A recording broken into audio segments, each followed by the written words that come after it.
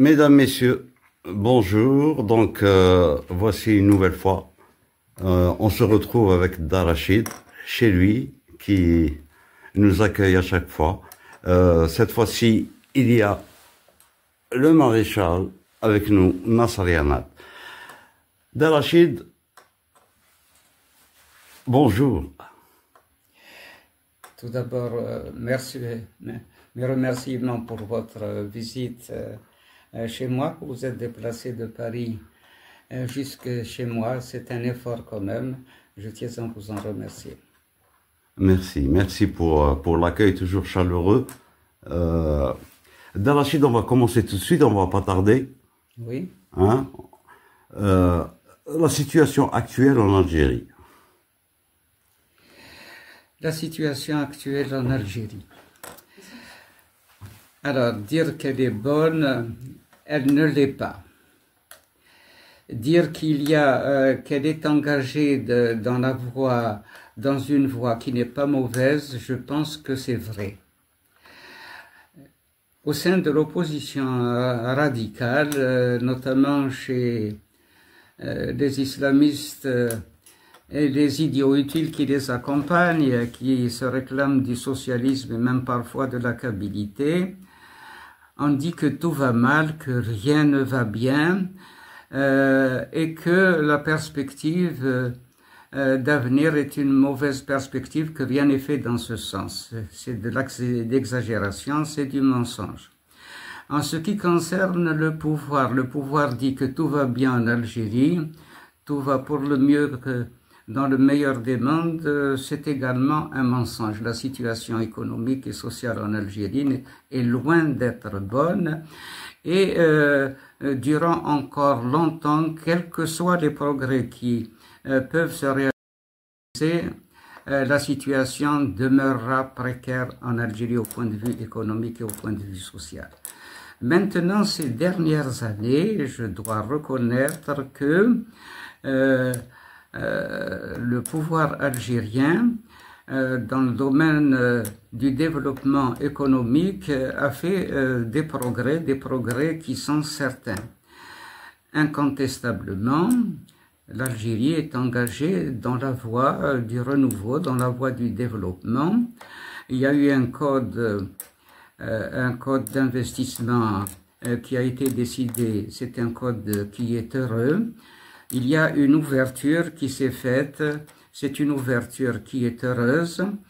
L'avenir, on ne peut pas dire qu'il sera brillant. En tous les cas, l'avenir a plus ou moins brève échéance et à moyenne échéance. Mais enfin, je pense que le pays est engagé dans une voie qui n'est pas mauvaise. Elle est ouverte à l'investissement en ce qui concerne les Algériens eux-mêmes qui peuvent investir, et en ce qui concerne également l'appel qui est fait vers l'extérieur. On intervient de l'extérieur, on intervient y compris en Europe pour investir davantage en Algérie, et c'est un profit pour le pays. Je pense que c'est une chose qui est heureuse. Maintenant, dire que très rapidement les choses iront pour le mieux, c'est une erreur, c'est un mensonge que de le dire. Ça sera une évolution qui sera lente, qui demandera du temps, qui demandera pas simplement des années, mais qui demandera des décennies. En ce qui concerne le développement économique du pays, j'ai dit que le pays est engagé dans une voie qui n'est pas mauvaise. En ce qui me concerne, je la soutiens. Et je la soutiens de manière totale. Je la soutiens d'une part parce qu'elle permet de résorber progressivement le chômage, elle permet d'accroître le pouvoir d'achat des gens, mais il y a une chose qu'il ne faut pas oublier. Elle nous intéresse, nous, sur la question nationale, moi qui est davantage intéressé par la question nationale, elle m'intéresse énormément. Qu'est-ce que je veux dire par là? Plus le pays se développe économiquement, dans la voie des infrastructures, dans la voie de l'agriculture, surtout dans la voie industrielle, et plus le niveau d'évolution du peuple grandit, plus il s'élève, plus le pays rentre dans la modernité. Or, la modernité, c'est la source de toute solution d'importance nationale. C'est celle-là qui permettra, c'est ce développement, qui permettra de conduire à la modernité, et c'est cette modernité qui permettra de résoudre la question nationale et d'autres questions démocratiques, etc. Donc, et là, je me permets d'aller jusqu'à demander à tous les Algériens, où qu'ils se trouvent, plus précisément à l'élément kabyle qui est davantage à l'étranger, qui se développe à l'étranger, de venir investir en Algérie. Je pense que c'est leur intérêt, je pense que c'est l'intérêt également de la solution de la question nationale en Algérie. Donc économiquement, pour vous... Tout n'est pas parfait, c'est loin d'être parfait comme on le dit, mais on s'est engagé dans une voie qui n'est pas mauvaise. On appelle à des investissements, il y a des ouvertures qui sont faites, on appelle à des investissements du côté des étrangers comme du côté des nationaux, et on investit, on est en train d'investir actuellement, on s'est engagé dans la voie du développement, c'est une chose qu'il faut reconnaître, c'est une chose qui est certaine.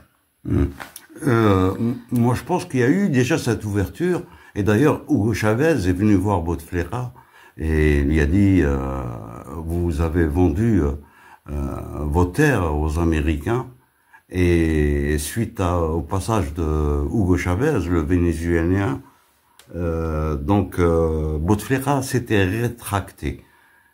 Est-ce que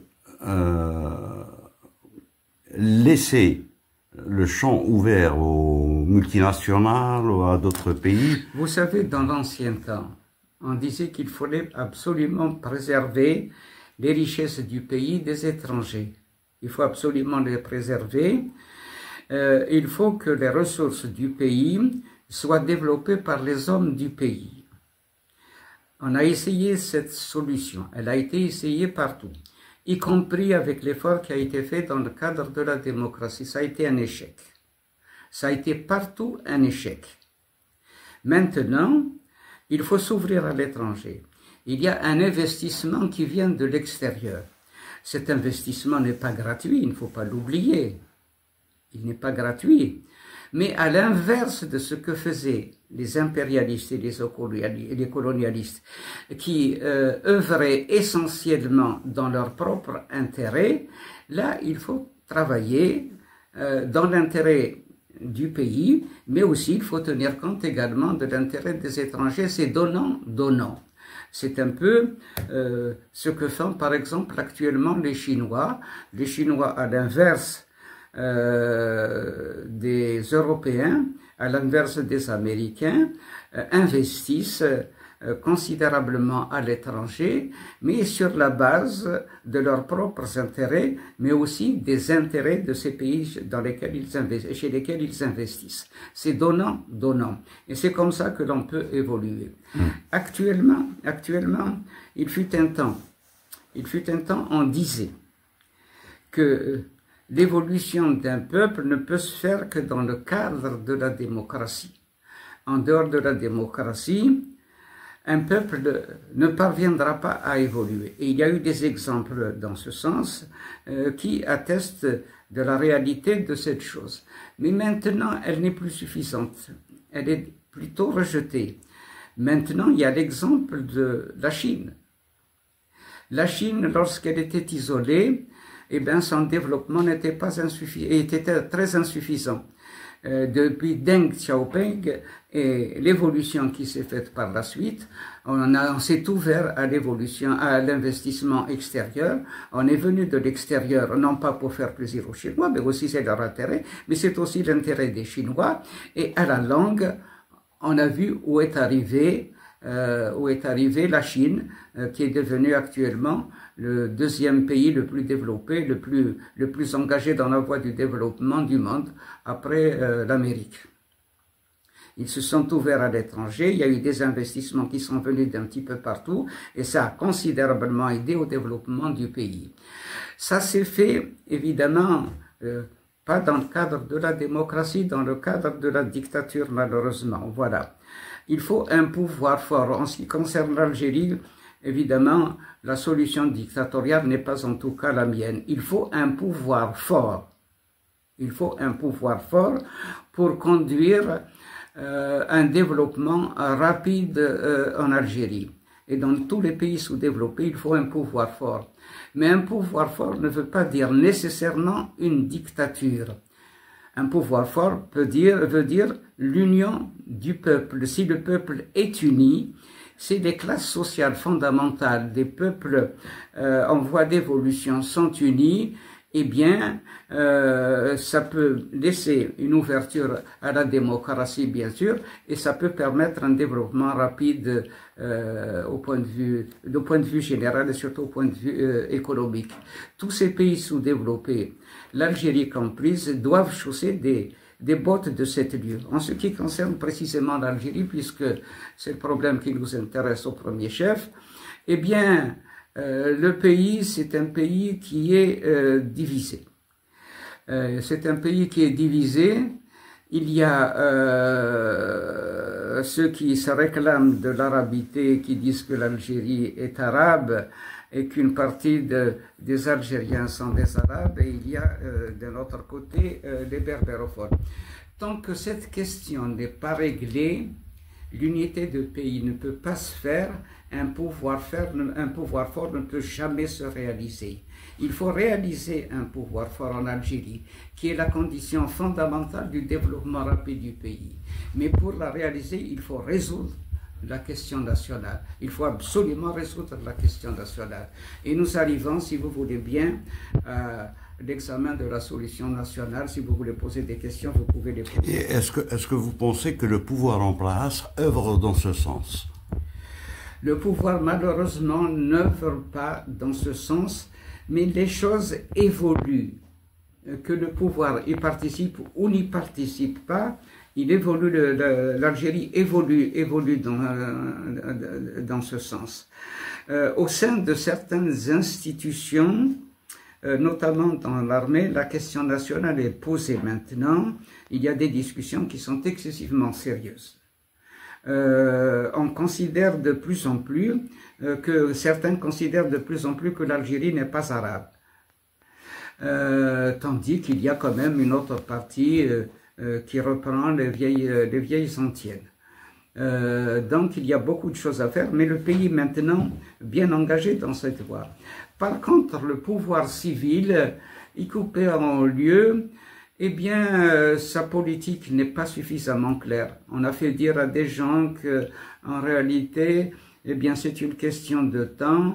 On va faire en sorte que l'Algérie évolue dans le sens de l'algérianité, que l'élément berbérophone sera de plus en plus pris en considération. Jusqu'à maintenant, il n'y a rien de sérieux qui a été fait. Nous sommes en deçà de ce café Bouteflika. Nous sommes absolument en deçà de ce café Bouteflika. J'ai un peu cette impression que le pouvoir civil en Algérie est davantage intéressé par les affaires que par la question nationale. C'est-à-dire la question qui l'intéresse en priorité, c'est attirer des investissements de l'étranger, et la question nationale, elle est mise au deuxième plan. Il y a des choses qui sont faites, il y a des tolérances qui existent incontestablement, quelques petits mouvements, mais c'est absolument insignifiant. Si vous le voulez bien, on peut rentrer en profondeur sur cette question-là. Alors, le paradoxe, c'est que on vient d'ouvrir une académie de la Roqia et on interdit les cafés littéraires. Non, mais ça c'est certain. En Algérie, c'est une dictature. Il y a même un raidissement du pouvoir dictatorial en Algérie. Souvenez-vous de ce que j'ai dit dans le passé. J'ai dit que les manifestations d'Irak vont échouer inévitablement. Oui. Cet échec va entraîner un découragement auprès des masses. Elle va entraîner la perte des illusions qu'ils se sont offertes. Et c'est le pouvoir qui va bénéficier. Le pouvoir finira par devenir un pouvoir fort pendant toute une période historique. C'est ce que j'ai dit, vous vous souvenez? Oui, oui, absolument. Eh bien, ça s'est fait. Plus encore, le pouvoir s'est raidi ces derniers temps. Incontestablement, il s'est raidi. On ne peut pas parler de démocratie actuellement en Algérie. Tout comme ceux qui se réclament de la démocratie sont un peu, versent un peu dans le romantisme. Il faut, dans le rêve, il ne faut pas croire que compte tenu du développement des pays sous-développés, on peut réaliser une véritable démocratie. C'est quasi, pas totalement, c'est quasi impossible. La démocratie, c'est une création continue, comme toute chose d'ailleurs. Et qu'est-ce qui l'empêche justement?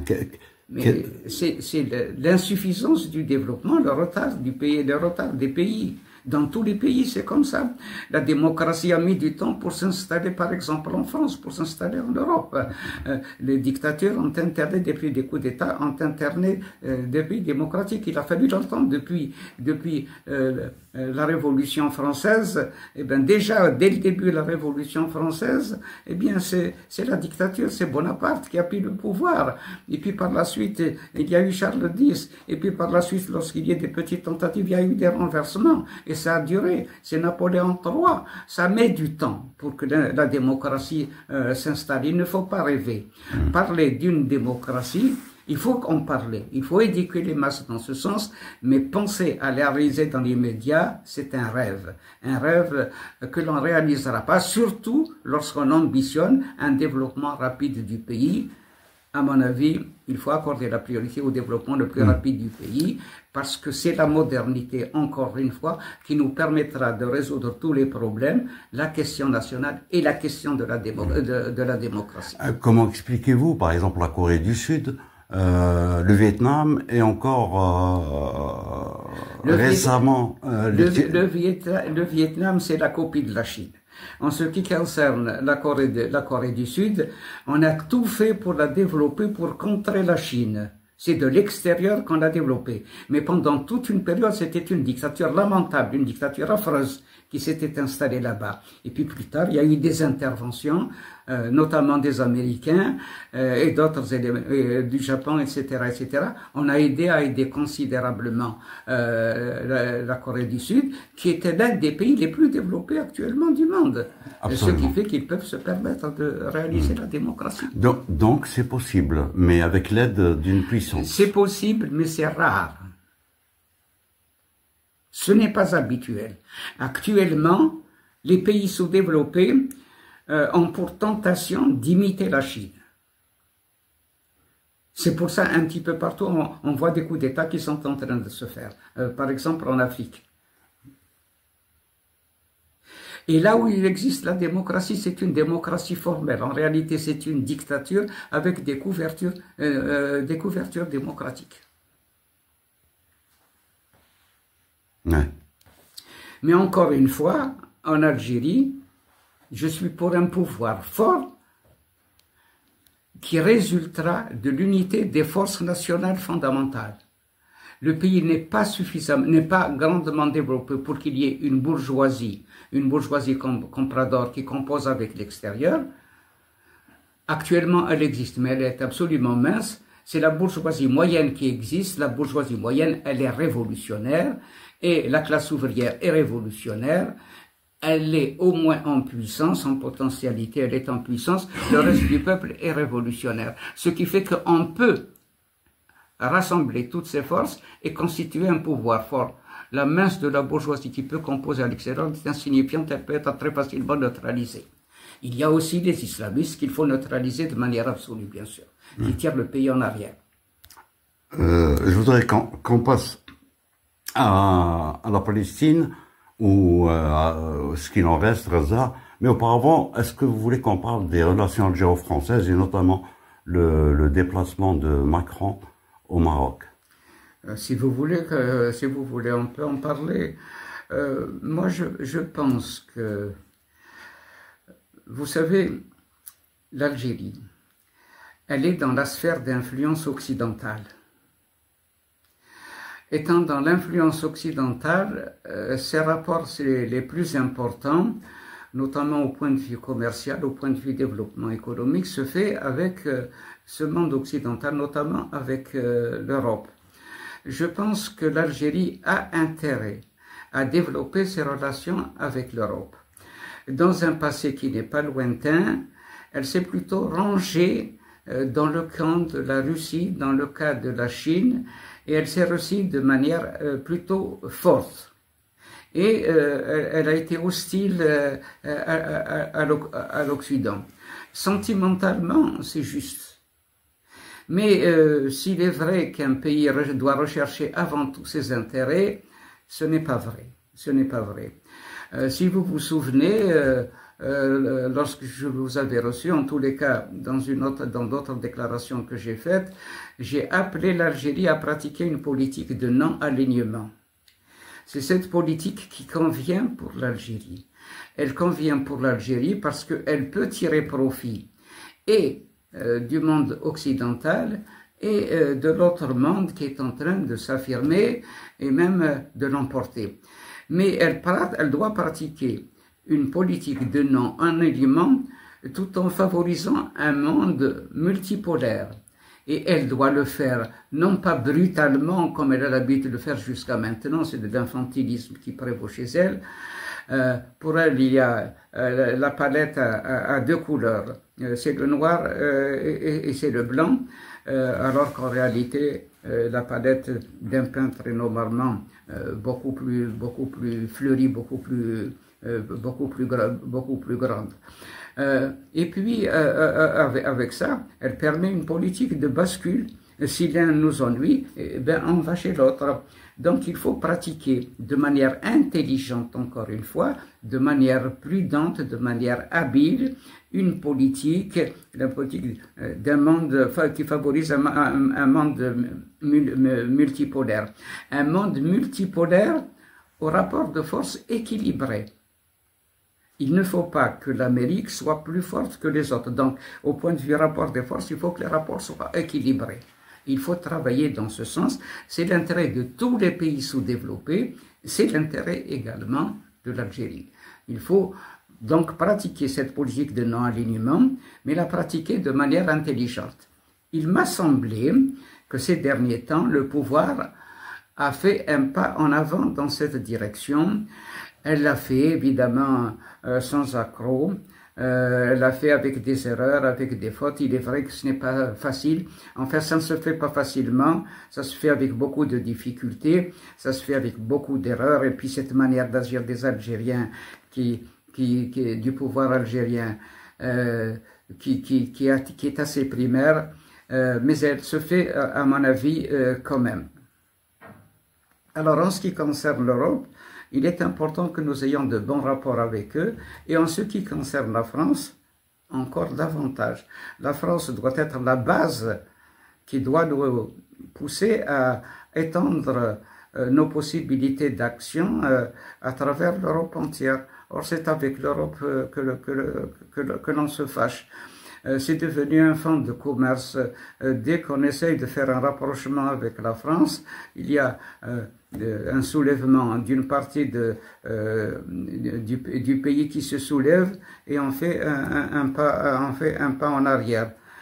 Je me souviens d'un certain nombre de personnalités qui ont critiqué tout rapprochement avec la France et qui étaient au pouvoir et qui, lorsqu'ils sont sortis au pouvoir, sont venus s'installer en France. Il y a eu notamment un ministre... Des ministres. Un ministre des Moudjahidines. Des anciens Moudjahidines. Des anciens Moudjahidines qui est venu s'installer à Lyon, rejoindre son fils à Lyon. Tout cela... Avec la nationalité française. Tout ce, c'est une précision que je ne connais pas. 4-6 jours de 10 ans. Comment c'était? Ah oui.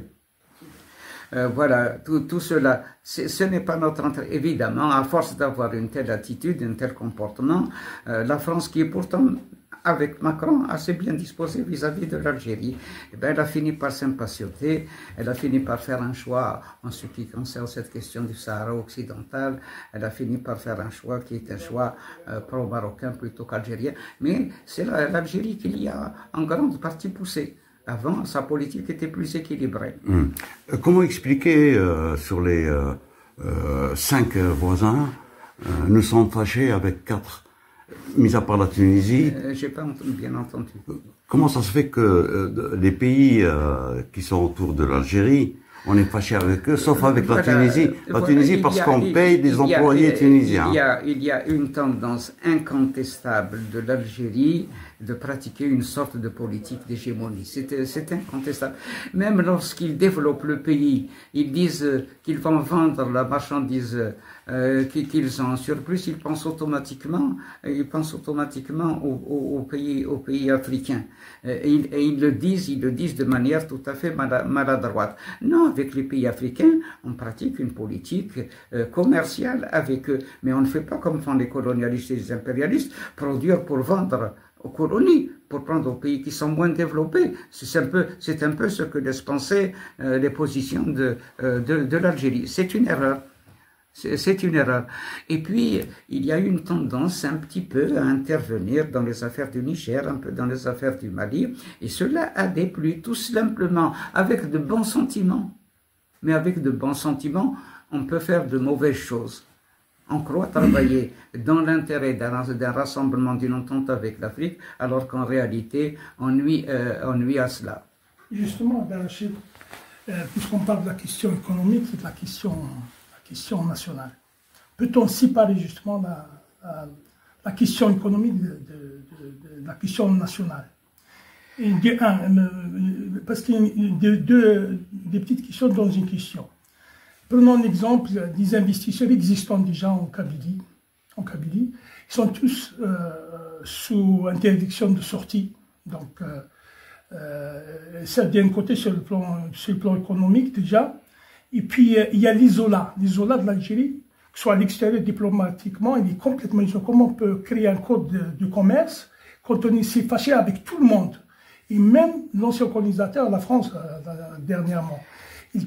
Deuxième point, sur la question nationale, comment on peut libérer le pays quand on met fin des cafés littéraires en entier, complètement, et puis quand on met des centaines de prisonniers, et des prisonniers politiques, des prisonniers d'opinion, parce que parmi eux, il y a des universitaires, il y a des écrivains, il y a des politiques, il y a des militants, quoi. Il y a plusieurs centaines. Donc la question, peut-on séparer justement comment résoudre ça? C'est la question nationale et la question économique, puisqu'elle n'est pas elle n'est pas sur rail, quoi. Alors, la question est plutôt politique, la question est plutôt qu'économique ou nationale, elle est plutôt politique. Il y a, je l'ai dit, un raidissement de la dictature qui s'exerce dans le pays. Et s'il y a ce raidissement, c'est parce que précisément l'Algérie se sent en danger. Elle se sent en danger. Elle se sent en danger avec tout ce qui est en train de se produire. Elle se sent en danger pour des raisons où elle a une part de responsabilité. Elle se sent en danger du fait de la situation globale. Il est incontestable, par exemple, en ce qui concerne la question de la Palestine. Il est incontestable. Il faut, de mon propre point de vue, moi qui suis partisan des causes justes, je pense que la Palestine est opprimée, elle est opprimée, et la politique d'Israël, c'est une politique d'expansion, une politique de destruction, une politique pas simplement hégémonique, mais une politique de destruction du pays. Bon, c'est la Palestine qui souffre, même si elle a pour défenseur des gens qui n'ont pas mon appui, le Hamas et puis les choses, mais enfin c'est la Palestine que l'on essaie d'éradiquer, que l'on essaie de tuer. Je suis pour la Palestine. mais pas au point quand même d'être au devant de la scène dans la lutte pour la Palestine. Il faut soutenir la Palestine, il faut la soutenir parce que c'est une cause juste, il faut la soutenir politiquement, il faut la soutenir diplomatiquement, il faut la soutenir par tous les moyens possibles, mais enfin en tenant compte des intérêts de son propre pays. Or, on est au devant du front. On est tout à fait au devant du front. La cause palestinienne, elle est devenue, c'est comme si c'était l'Algérie qui était attaquée. C'est excessif et on se fait des ennemis. On se fait des ennemis. Israël, c'est une puissance, il ne faut pas l'oublier, c'est une puissance qui est assez importante. Le camp occidental qui soutient Israël, c'est aussi une puissance qui sont importantes. Tout cela aide à son isolement. En ce qui concerne le Sahara occidental, bien sûr, je suis pour le Sahara occidental. Je suis pour le Sahara occidental pour son indépendance, mais pas au point de rompre avec le Maroc, pas au point de faire du Maroc mon ennemi. On peut pratiquer une politique de soutien de cette cause tout en gardant de bons rapports avec le Maroc. L'Algérie, comme je l'ai dit tout à l'heure, connaît deux couleurs. Elle connaît le noir et le blanc. Elle ne connaît pas de couleur intermédiaire. Ce qui fait que lorsqu'elle s'engage dans une position, dans une orientation qui ne lui plaît pas, elle s'engage à 100%, c'est une politique infantile, c'est une politique infantile. Et lorsqu'elle s'engage dans une autre direction qui est bonne, elle s'engage absolument, de manière absolue. Maintenant, je tiens à dire, j'ai dit encore une fois, la dictature s'est raidie. Elle s'est raidie et elle frappera, elle frappera. Ça ne veut pas dire que ça nous plaît. Ça ne veut pas dire que ça nous plaît. Elle frappera pour maintenir cette cohésion. Alors maintenant, est-ce qu'elle n'est pas artificielle? Je vais en revenir sur cette question en profondeur. Mais j'insiste sur une chose. Il ne faut pas isoler la Kabylie. La Kabylie fait partie de l'Algérie. Elle fait partie de Tamsra, de l'Afrique du Nord. Tamsra est déjà suffisamment divisée avec les 6 pays que nous ont créés, les pays étrangers, là-bas avec l'apport intérieur quand même, 6 pays. Maintenant, les démultiplier encore, c'est s'engager dans une erreur qui n'aboutira absolument pas. Lorsque, après l'indépendance, les forces de l'extérieur sont rentrées en Algérie, leur premier chef, parce qu'ils ont voulu pratiquer une politique arabe à 100%, c'est d'isoler la Kabylie. Ils ont pratiqué une politique d'isolement de la Kabylie. C'est la politique arabe, ils ont pensé que la Kabylie était un danger dans l'immédiat ou dans l'avenir, c'est un danger, il faut donc l'isoler. Et ça a été un élément pour eux intéressant parce que c'est un élément d'union, unir tout le reste de l'Algérie contre la Kabylie. Et dans la Kabylie, on est tombé dans le panneau. On est tombé dans le panneau. Certes, ça a aidé les Kabyles à se réveiller sur la question nationale, alors que c'était les plus engagés dans la voie de l'arabisme. Je dis bien, dans l'étoile nord-africaine, c'est les plus partisans de l'Algérie arabe. Dans le PPA, c'est les plus partisans de l'Algérie arabe. Pendant la guerre de libération, c'est les plus partisans de l'Algérie arabe. Les partisans de l'Algérie algérienne, de la berbérité, ont été tués. Amar Ould Hamouda et Siwali ont été massacrés. Tous les partisans de l'Algérie algérienne ont été choisis l'un après l'autre et ils ont été tous tués. Ceux qui sont partis de France pour aider à la révolution, ils ont été tous tués. Malheureusement, pour la plupart d'entre eux, ils ont été tués par les nôtres parce qu'ils sont partisans de l'Algérie arabe, parce qu'ils sont contre l'algérianité et contre la berbérité. Mais en s'attaquant à la Kabylie parce qu'ils veulent l'isoler, elle a joué un rôle important pendant la guerre. Alors, ils ont peur d'elle, et ils ont pratiqué une politique anti-kabyle, une politique violente anti-kabyle. Les Kabyles se sont ressaisis. Ce qui fait que d'un bloc, ils ont fini par prendre conscience de leur spécificité, Mais les Kabyles aussi sont rentrés dans le jeu, sans le savoir. Ils ont pratiqué une politique d'isolement. Et c'est catastrophique, et pour l'Algérie, et pour la Kabylie. Mais la Kabylie, c'est elle qui en souffrira le plus. Plus elle se maintiendra dans l'isolement, plus la Kabylie souffrira. Il faut s'ouvrir. Et là, j'aborde, si vous voulez bien, la question nationale en Algérie. Personnellement, je suis dans une orientation qui est une orientation qui a existé depuis 1945. Avant, j'étais militant du PPA, comme vous le savez. J'étais partisan de l'Algérie arabe. C'était mon niveau de l'époque, c'était le niveau de l'AIMEJ, c'était le niveau de tous les gens de notre tendance, qui sont à l'origine de cette tendance. Mais ce qui nous attirait davantage, c'était l'indépendance du pays. Et petit à petit, on a évolué. On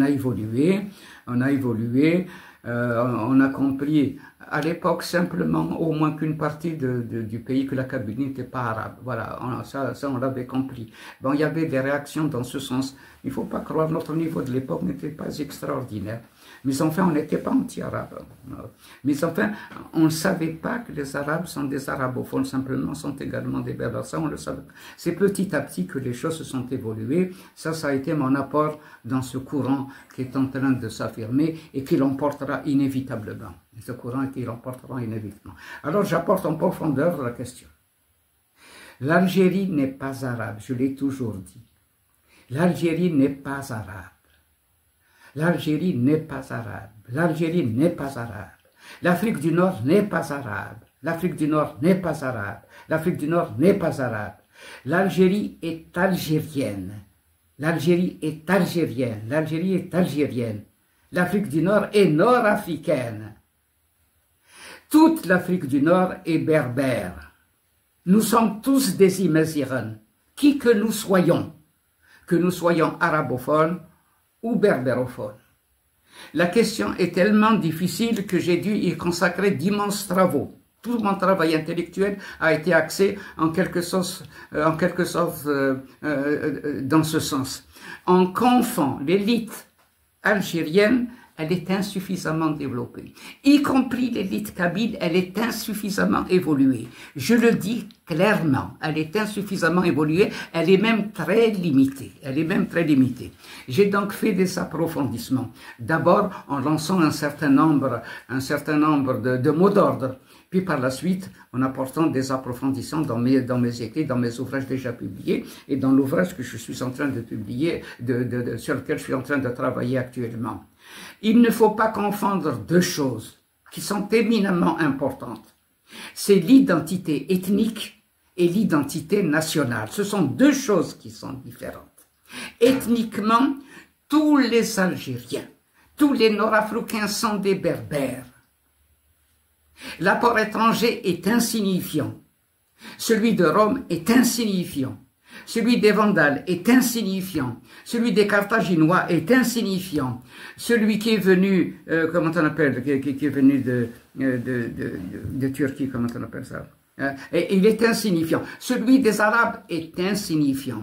À la fin de la domination arabe, il y a un certain nombre d'estimations qui ont été faites. Le nombre d'Arabes, en comptant ceux qui sont nés, qui sont des enfants mixtes, était de 200 000. Alors qu'à l'époque, on était 10 millions. 200 000 sur 10 millions. Et sur les 200 000, la plupart d'entre eux sont mixtes. Parce que les Arabes qui sont venus, ils ne sont pas venus avec leurs femmes. Sauf les Hilaliens. Avant, ils ne sont pas venus avec leurs femmes. Ceux qui sont venus, personne ne sont pas venus avec leurs femmes. Ils se sont mariés avec les femmes du pays. Donc leurs enfants sont mixtes. En comptant cela, en comptant tout ce monde-là, il y a eu des évaluations qui ont été faites par des historiens et des sociologues, compte 200 000. Donc nous sommes tous des berbères. Tous, berbérophones et arabophones confondus. Ethniquement, nous sommes tous des berbères. On peut être berbère et parler le berbère. On peut être berbère et parler l'arabe. On peut être berbère et parler le français. Il y a quelqu'un, il y a très peu de temps, qui m'a interpellé pour me dire « Écoutez, moi je ne parle que le français, mais je suis berbère. » Eh ben, mais bien sûr qu'il est berbère. C'est pas parce qu'il parle le français, uniquement le français, qu'il est berbère du moment qu'il est d'origine berbère et que ses parents sont berbères. Nous sommes tous des berbères. Nous sommes tous des berbères. Nationalement, nous le sommes pas il y a des différences. Et la différence réside simplement dans la langue. Elle réside simplement dans la... Très faiblement dans la culture, très faiblement dans la culture. En réalité, en Algérie, en Afrique du Nord, il y a des berbères berbérophones et il y a des berbères arabophones. Les berbères berbérophones prennent conscience sont censés prendre conscience plus rapidement parce qu'ils parlent la langue. Parce qu'ils ont vécu dans leur région avec leurs traditions anciennes qui n'ont pas grandement évolué. Ailleurs, il y a eu des évolutions. Il y a eu des évolutions. Ce sont des berbères qui petit à petit ont évolué vers la langue arabe. C'est un processus qui se poursuit d'ailleurs actuellement. Les Kabyles qui ont quitté la Kabylie pendant la guerre et qui ont quitté l'Arabie pendant l'insurrection islamiste pour venir à Alger, eh bien, une bonne partie d'entre eux parlent uniquement l'arabe. Mais ce n'est pas parce qu'ils parlent l'arabe qu'ils ont cessé d'être kabyles. Je me souviens personnellement, je ne sais pas si j'en ai parlé devant vous, j'ai été pour acheter des fruits chez un marchand. Le marchand lui-même, qui me connaissait très bien, n'était pas là. C'était son employé qui m'avait reçu, qui était assez âgé, la soixantaine au moins. J'étais en train de choisir quelques pommes. Je choisissais les plus petites, celles qui n'étaient pas aimées déjà. Mais en réalité, c'est les meilleures. Et puis, il est venu me voir, il m'a dit, il ne faut pas choisir.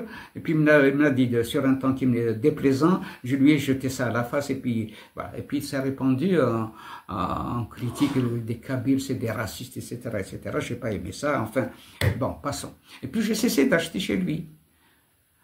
Mais lorsque je vais acheter mes légumes et mes fruits, je suis obligé de passer devant lui. Et il me regardait passer, le véritable propriétaire me regardait passer, et je n'allais plus chez lui. Alors, enfin, quand il est venu chez moi, il m'a dit, mais qu'est-ce que c'est que ça? Vous ne venez plus chez moi, alors dans le passé, c'est chez moi que vous achetez vous faites l'essentiel de vos achats.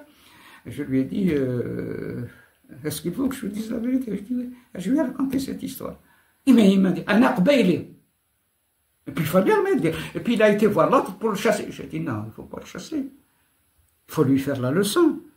Il a peut-être des enfants qui ont besoin de manger, les nourrir, pour qu'ils trouvent du travail. Ce n'est pas une chose facile. Il faut discuter avec lui. Et c'est un exemple parmi d'autres que j'ai connu de manière personnelle. Chez les Chaouis, ils sont nombreux à parler l'arabe. Keteb Yassine est un arabophone. Mais Keteb Yassine est un Chaoui. C'est un Chaoui. On peut être arabophone et être berbère. Mais la prise de conscience, elle est plus facile à s'affirmer chez l'élément berbérophone du seul fait qu'il parle le berbère que chez l'élément arabophone qui sont encore dans le Moyen-Âge. Il ne faut pas l'oublier. Il faut toujours tenir compte du niveau de dévolution d'un peuple qui dépend en partie, c'est une réponse que je vous fais, du développement économique du pays. Plus un pays est développé économiquement, plus il est développé culturellement, plus il est développé socialement, plus il est développé intellectuellement, plus il a une conception des choses plus diversifiée, plus claire. Tandis que lorsqu'on est dans le Moyen-Âge, eh bien, le pays, y compris les Kabyles, était victime de l'aliénation nationale. La Kabylie a vite réagi du fait des circonstances dont j'ai parlé tout à l'heure. Ailleurs, maintenant, chez les Mozabites, elle prend conscience. Chez les Chaouis, elle est en train de prendre conscience et de s'affirmer. Elle est en train de s'affirmer. Et chez les Touaregs, on le voit bien. Est-ce que vous savez que, en ce qui concerne les Touaregs, qu'il y a un représentant des Touaregs qui est venu cet an dernier à l'université de Bougie avec l'autorisation du pouvoir. Il est venu à l'université pour chercher des enseignants berbères parce qu'il manque d'enseignants, leur niveau n'est pas suffisamment évolué. Est-ce que vous savez actuellement qu'il y a un rapprochement de plus en plus, qui se développe de plus en plus entre les Chaouis et la Kabylie? Il ne faut pas pratiquer la politique d'isolement. Ni entre les berbérophones, c'était ce que recherchait le pouvoir. C'est la politique constante des services de sécurité sous Bouteflika. Et elle continue actuellement. Ils veulent nous séparer. Et il faut nous unir. Il faut nous unir. Il y a encore une fois en Algérie unité du pays du point de vue ethnique, mais sur la question nationale, il y a deux communautés nationales. L'Algérie est ethniquement unifiée, mais c'est un pays binational, comme je l'ai toujours dit. Un pays où il y a des arabophones et des berbérophones. Nous sommes unis par notre originalité commune. Nous sommes unis fondamentalement par la culture. Nous sommes unis par l'histoire. Au niveau de la langue, nous ne le sommes pas, c'est la différence qu'il y a. Au niveau de la culture, mais à l'échelle de tout le pays, il y a des spécificités. Pas simplement chez les arabophones, mais chez les berbérophones, mais également chez les arabophones. Il y a des spécificités, et ces spécificités, il faut les respecter. Il faut les respecter. C'est pourquoi, en ce qui me concerne, je suis pour un État fédéral, à l'Algérie algérienne fédérale, un État fédéral avec deux pays, un État berbérophone qui unit tous les éléments berbérophones où qu'ils se trouvent, et un État arabophone. Avec quelle langue? Les berbérophones, leur langue nationale, c'est la langue berbère. En ce qui concerne les arabophones, leur langue nationale, c'est l'arabe algérien. Ce n'est pas la langue arabe classique qui est une langue de l'étranger. C'est une langue de l'aristocratie étrangère, des ennemis de l'islam, des ennemis du prophète.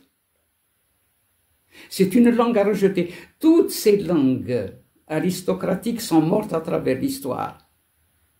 C'est le cas de, comment s'appelle cette langue qui a existé dans l'Inde, le sanskrit. C'est le cas du grec ancien, c'est le cas du latin classique. Elles sont toutes mortes, ce sont les langues nationales qui finissent par l'emporter. En Algérie, il y a deux langues nationales.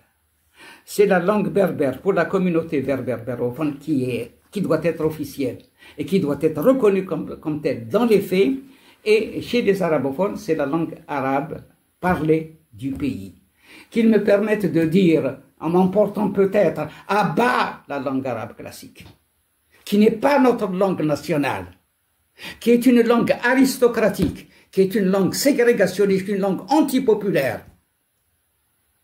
Et vive les langues nationales, vive la langue berbère et vive l'arabe algérien. La communauté berbérophone et la communauté berbère arabophone doivent vivre dans la grande amitié, dans la grande fraternité, parce que ce sont des frères, ce sont deux communautés sœurs. Il faut travailler à développer cette fraternité, cette grande amitié qui doit les unir. Nous sommes tous les mêmes. Nous ne devons faire aucune différence entre l'élément berbérophone et l'élément arabophone. Est-ce que je rejette Kateb Yassine, que je considère comme l'un des fondateurs de la culture algérienne? Est-ce que je rejette Mohamed Dib, qui en ma présence, sans qu'il sache qui je suis? Les circonstances nous sont réunies un jour, mais en moins d'une demi-heure, il a prononcé, nous les berbères, à propos des développements qu'il faisait, qui n'avaient rien à voir avec la politique d'ailleurs. Nous les berbères, presque 10 fois, je ne sais combien de fois, nous les berbères. Est-ce que je suis contre Mohamed Dib? Ce sont des gens qui ont pris conscience avant les autres. Et les autres vont prendre conscience de manière progressive. Plus la modernité s'affirmera, plus on s'arrachera à la pensée médiévale, et plus on finira par comprendre que nous sommes tous des nationaux de l'Algérie, de l'Afrique du Nord. Tamzra, la berbérité, Tamzra triomphera, pas simplement pour les berbérophones, mais également pour l'élément arabophone. Et l'élément le plus avancé, les éléments les plus avancés d'Algérie, qu'ils soient kabyles, chaouis, ou arabophones, parce qu'actuellement il y a certains qui prennent nettement position. Nous ne devons faire aucune différence dans notre politique nationale entre l'élément berbérophone et l'élément arabophone. Nous devons travailler pour l'unité, pour la fraternité, pour le triomphe de l'Algérie algérienne, pour le triomphe de l'Afrique du Nord nord-africaine, pour le triomphe de Tamzra. Et elle s'imposera historiquement, qu'on le veuille ou non.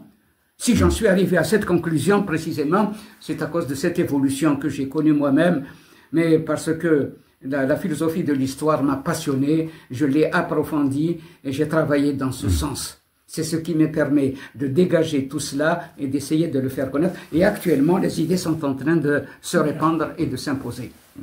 Alors, il nous reste 10 minutes. Est-ce que vous voulez qu'on parle de l'élection de Trump? Et d'après vous, Écoutez, moi j'aurais aimé qu'on se concentre sur l'Algérie, sur l'arabité par exemple, sur le problème de l'arabité. Moi je ne peux pas supporter cet homme-là, je le considère comme une catastrophe. Hein. Je ne peux pas supporter ça, même sa vue, je ne peux pas la supporter. Je vais jusqu'à me dire que pour que cet homme soit arrivé à représenter l'Amérique, il faut croire que les Américains sont plus arriérés que les Algériens, et de beaucoup. S'il est représentatif de la société américaine, il faut croire que les Américains, en bonne partie, sont des arriérés. Ils sont encore dans l'Antiquité, dans le Moyen-Âge. Je ne comprends pas. Je ne comprends pas. Alors, si vous le voulez bien, en ce qui concerne le monde arabe, il faudra que j'apporte un certain nombre de précisions. Hein. En ce qui concerne la Palestine, j'ai dit que je soutiens cette politique. Mais il faut la soutenir en tenant compte des intérêts de notre pays. Nous sommes berbères, je n'ai aucune raison de me dire arabe. Je suis qui je suis. Est-ce qu'on a vu des représentants français, du gouvernement français, ou tous ces qui les représentent, se dire nous sommes des Allemands? Ouais, ça ne peut pas se faire. Est-ce que les Allemands se disent être des Français? Ça ne peut pas se faire. Il faut vraiment avoir une pensée vraiment bien basse de ses origines pour les renier et se faire passer pour des Arabes. L'Algérie n'est ni française, ni arabe. Se réclamer de l'arabité, c'est de la trahison. Cela ne veut pas dire que nous devons brutalement rompre avec les Arabes. Nous n'avons aucune raison de rompre avec les Arabes. C'est pas parce que nous aurons cessé d'être arabes que nous rompons avec eux. Au contraire, je suis avec les rapports les meilleurs avec les pays arabes, les meilleurs rapports possibles. Cela d'autant plus qu'il y a une affinité civilisationnelle dont il faut tenir compte. Il ne faut pas rester dans le vague, dans les nuées intellectuelles. Il faut rentrer dans le pays. Le pays, attention, on développe, je m'excuse de le dire, on développe des idées de libre pensée comme ça parmi les intellectuels, mais auprès du peuple, le peuple est musulman, il est religieux. Une politique qui ne tient pas compte des réalités n'est pas une politique. Maintenant, il faut travailler à développer des idées de progrès. Il faut libérer le peuple de l'aliénation nationale. Il faut le libérer de cette aliénation et il faut développer des idées religieuses, mais des idées religieuses modernes, l'adaptation de la religion à l'époque moderne. Est-ce qu'il n'y a pas une exagération de la religiosité, justement? Mais bien sûr qu'elle existe, c'est pour ça qu'il existe des islamistes. C'est pour ça qu'il faut combattre des islamistes. Les islamistes existent beaucoup, c'est un danger qu'il ne faut pas oublier. Et moi, dans la politique que j'ai menée, j'en ai constamment tenu compte. En ce qui concerne le pouvoir actuel, je considère que chaque fois qu'il s'engage dans une politique antinationale, il faut le critiquer et le critiquer avec la plus grande sévérité. Mais à l'époque actuelle, tout en le critiquant, il faut créer des conditions qui favorisent son entrée dans l'algérianité, dans la voie du développement économique, dans la voie du développement intellectuel, de l'émancipation des esprits. Il faut travailler dans ce sens. Comme le disent certains philosophes, on ne peut demander à une époque que ce qu'elle peut donner. On peut demander à une époque ce qu'elle peut donner. Et j'agis, moi, dans ce sens.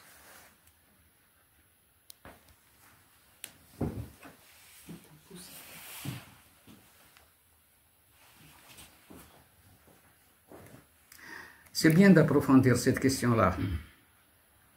Oui. Darachid, 97 ans. Allah يبارك. Mais franchement... J'ai tendance à vous dire, je ne vous le souhaite pas. Vous vous portez... Vous savez, si c'est pour devenir un jour ou l'autre un légume, il vaut mieux pas. Ah ben, pas du tout, hein. Là on a la preuve irréfutable que... Perdre sa sérénité. Nous avons affaire à un jeune. Mais toute cette énergie, c'est incroyable quand même. Vous savez, moi, attention, ma vie, elle est... Je vis avec ça, hein. J'ai presque tendance à dire, c'est toute ma vie. Le reste, c'est pour vivre. Si j'ai été avocat, c'est pour vivre. Il faut bien que je gagne ma vie, que je ne dépende de personne. J'ai tenu à mon indépendance de ce côté-là, mais toute ma vie a été concentrée dans ce sens. Toute ma vie, c'est la berbérité. Toute la vie, c'est Tamsra. Toute la vie, c'est l'unité de Tamsra. C'est l'unité de l'Afrique du Nord. J'ai dit que l'indépendance de la Kabylie est une impossibilité historique. Et je crois que vous connaissez la formule que j'ai prononcée à m'a posée pour la première fois cette question en Algérie. J'ai eu cette réponse rapide. Non seulement c'est une impossibilité historique, mais aussi elle n'est pas réalisable. Aucun pays n'acceptera qu'une partie de ses terres lui soit enlevée. Aucun pays. On voit bien les Turcs vis-à-vis des Kurdes. Aucun pays, quel qu'il soit, n'acceptera de se séparer d'une petite territoire. Si jamais un incident insurrectionnel, parce que pour détacher un peu un chose des pays, il ne faut pas croire que c'est par la voie pacifique, par la voie de la démocratie. Cela d'autant plus que durant des décennies, l'Algérie ne connaîtra pas la démocratie. Donc, un incident qui peut conduire à une insurrection ou un début d'insurrection, ça sera catastrophique pour la Kabylie. Parce qu'on détruira la Kabylie, on la détruira. On la détruira par des tanks, on la détruira par l'aviation, on la détruira par les bateaux, on détruira la Kabylie. C'est la Kabylie qui souffrira. Jamais la Kabylie ne pourra accéder à l'indépendance. C'est une impossibilité historique. Nous sommes sur la même longueur d'onde. Pardon ? C'est ce que j'ai développé, c'est ce que j'ai dit. Voilà. Maintenant, nous n'avons pas suffisamment parlé des choses. Nous n'avons pas parlé des choses. Le pouvoir a réussi dans sa politique d'isolement de la Kabylie. Et la Kabylie a cessé d'avoir de l'influence sur le développement en Algérie. J'ai toujours dit qu'il faut en Kabylie pratiquer une politique d'ouverture. Mais j'ai appelé les Chaouis à se mettre dans la danse. Lorsque je l'ai fait, les prises de conscience étaient faites d'individus. Maintenant, ça commence à devenir un phénomène de masse. C'est vrai. Plus on va, plus les Chaouis s'affirment. Arabophones et berbérophones confondus. Absolument. Les arabophones aussi. Il y a même certains qui pensent maintenant à reprendre la langue chaoui. Ces derniers temps, une fille de Tébessa, donc de Nemencha, est venue faire une conférence en berbère et en faveur de la berbérité à Batna. Une jeune étudiante, c'est des tout derniers temps, cette année, elle a traduit Camus, elle a traduit L'étranger. J'aime pas Camus, j'aime pas l'étranger. Depuis que j'ai lu L'étranger, je ne peux plus supporter Kamel. Je ne suis plus arrivé à le lire, sauf ses écrits sur la bordure de Tipazal, etc., qui sont vraiment des œuvres d'un style absolument remarquable. Bon. Mais sinon, je ne l'ai plus supporté. Je n'ai plus supporté. Mais enfin, elle a traduit Camus. Qu'est-ce que cela signifie? Il y a maintenant des œuvres qui sont écrites par les Kabyles en berbère, elles sont écrites maintenant par les Mozabites en berbère, elles sont écrites par les Chaouis en berbère, et bientôt ça sera les Touaregs. Il faut travailler à l'unification de ces forces berbères, qui existent en réalité partout, attention, il ne faut pas croire qu'il y a que ces régions, et puis la région de Tipaza où il y a des berbérophones, hein, ils sont partout. J'ai rencontré des gens de Tlemcen, ils me disent, mais nous avons des régions entières qui parlent le berbère, qui parlent, paraît-il, de moins en moins, par suite de la politique de Bouteflika, d'arabisation et des islamistes. Mais un peu partout, on parle le berbère. Dans la région de Médéa, il y a deux douars qui parlent le berbère.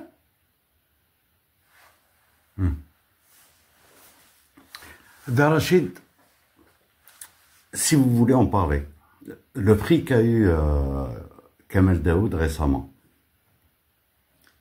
Que voulez-vous que je vous dise? Je n'ai pas lu son œuvre. Est-ce pour des raisons littéraires qu'il a pu avoir cela? Est-ce pour des raisons politiques? C'est beaucoup plus la droite qui a voté pour... Peut-être les deux, peut-être l'élément politique prévaut sur l'élément littéraire. Je ne peux pas me prononcer de manière totale. Que voulez-vous que je vous dise? Lui, comment il s'appelle celui-là? J'ai oublié son nom également. Ismina Khadra? Non, pas non. Non. Non. Comment il s'appelle celui-là? Morad, il aurait pu me le siffler. Bon, leurs orientations sont bonnes, mais il y a des compromissions qui sont regrettables. Voilà. Il y a des compromissions qui sont regrettables, qui sont subjectifs, lorsque on veut faire de la bonne politique, lorsqu'on est vraiment philosophe, comme on dit, n'est-ce pas, comme on dit. Et lorsque on a accédé à un niveau, on transcende toutes ces questions-là. On transcende toutes ces questions-là. On évite d'être trop subjectif. Il faut être objectif et regarder les choses telles qu'elles sont. Or, j'ai des doutes sur l'objectivité et de Saint-Salle. Et c'est dommage parce qu'ils ont des qualités qui sont incontestables. Des qualités qui sont incontestables. Vous savez, la religion, il faut savoir se définir par rapport à la religion. Là, je sais bien ce que vous en pensez. Il ne faut pas oublier qu'elle vienne du ciel ou qu'elle s'élève de la terre. La religion, lorsqu'elle naît, c'est qu'elle répond à une situation déterminée de l'évolution d'une société, là où elle est née. Et lorsqu'elle évolue, c'est avec l'évolution des sociétés qui les ont adoptées, qu'il s'agisse du christianisme ou qu'il s'agisse de l'islam. Parfois, elles arrivent jusqu'à se morceler, selon que certains veulent absolument rester dans la pensée vieillotte, dans la pensée ancienne, tandis que d'autres, avec l'évolution des forces économiques et des forces culturelles, avec l'évolution des sociétés, ils tiennent à faire des adaptations progressives. Il faut travailler à arracher l'islam aux islamistes. Il faut travailler... Et aux politiciens aussi. Y compris les politiciens pour créer des conditions. Il faut faire en sorte que l'on crée une atmosphère qui permette d'adapter la religion à l'époque moderne. Mais prendre actuellement une position anti-religieuse, c'est être contre-productif. C'est en réalité travailler contre soi, contre les idées que l'on développe. Personnellement, mon combat est contre l'islam politique et non pas contre le musulman. Voilà. Donc, on arrive à la fin. Très bien. Darachid, c'était un plaisir, franchement. Vraiment un plaisir de faire cette interview. J'espère qu'il y en aura d'autres. Hein. Et je le souhaite en tout cas. Je le souhaite en tout cas. En tout cas, j'ai un âge où il faut s'attendre à tout. Aujourd'hui, je vous parle. On le dit tous les ans. À chaque fois, vous dites la même chose. Hein. Attention, je vous assure, je passe parfois des nuits sans sommeil. Parfois des nuits sans... Cette nuit, par exemple, je me disais que j'étais incapable de vous faire cette interview. Je ne sais pas dans la forme comment elle est, mais enfin, je me suis dit, je n'aurais pas la sérénité et la facilité d'élocution qu'il faut. Déjà, la facilité d'élocution auprès de mes amis, je me suis ouvert à certains amis pour leur dire, même en discutant là, certains mots communs ne viennent pas. Ça vient lorsque je suis en plein combat, je suis en pleine bataille. Est-ce que j'ai été fluide? C'est à vous de savoir si j'ai été fluide. Absolument, comme d'habitude. Voilà. Juste pour vous dire qu'on est deux à passer une nuit blanche. Moi aussi, je n'ai pas fermé l'œil encore. Encore une fois, je vous remercie d'être venu pour cette interview. Vous savez très bien que j'y tiens absolument. Des Chaouis. Actuellement, ils peuvent jouer un grand rôle. Pas les Kabyles, malheureusement, qui sont isolés. Ils peuvent jouer un grand rôle. Si les Chaouis prennent conscience, berbérophones et arabophones confondus, si les Chaouis s'unissent aux Kabyles, berbérophones et arabophones confondus, si la prise de conscience s'affirme comme je le fais, comme je le dis en tout cas, à travers toutes les masses populaires, qu'elles soient berbérophones et arabophones, nos idées finiront par s'imposer au pouvoir, et le pouvoir maintenant en tient compte, et plus on ira, plus il sera obligé d'en tenir compte. L'essentiel, c'est de travailler les masses, c'est d'unir les éléments berbérophones, pour qu'ils n'en fassent qu'un. C'est travailler à la fraternité des éléments berbérophones et des éléments arabophones. C'est travailler à leur éveil dans le sens de l'algérianité et de la berbérité. C'est de travailler dans le sens pas simplement de l'Algérie, mais dans le sens de l'Afrique du Nord entière, dans le sens de Tamsra. Encore une fois, vive l'Algérie algérienne, vive l'Afrique du Nord nord-africaine, vive Tamsra, à bas l'Algérie arabe, à bas le Maghreb arabe. Merci beaucoup, Darachid.